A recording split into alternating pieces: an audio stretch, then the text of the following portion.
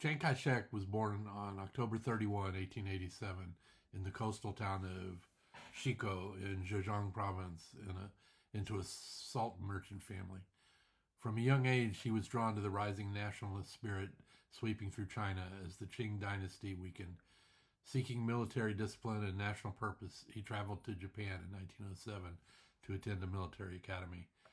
There he met Sun Yat-sen's revolutionary movement, which aims to overthrow the Qing and build a modern republic. When the Qing fell in 1911, Chiang returned to China as a young officer ready to help forge a new state. But the new republic was fragile, torn apart by warlords who controlled regions like personal kingdoms. Chiang aligned himself closely with Sun Yat-sen and the Kuomintang, China's nationalist party. After Sun's death in 1925, Chiang became the most powerful figure in the party. 2 years later, he launched the Northern Expedition, a military campaign to reunify China.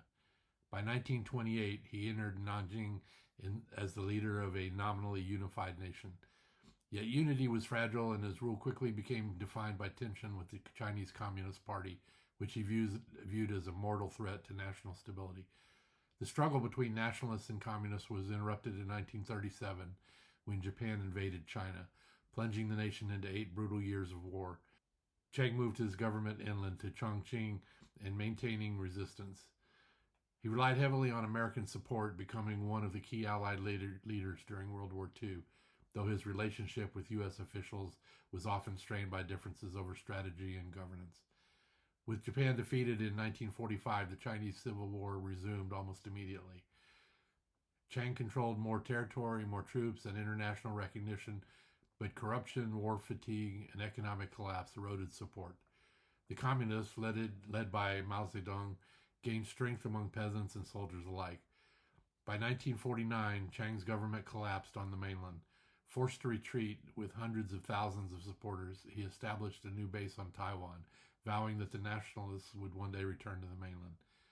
In Taiwan, Chiang ruled with an iron hand, imposing martial law and suppressing dissent during what became known as the White Terror.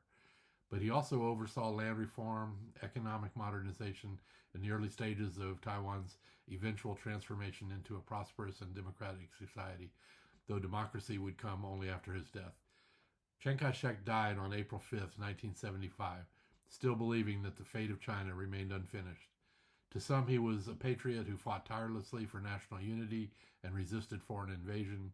To others, an authoritarian who failed to build a government capable of winning the hearts of ordinary Chinese.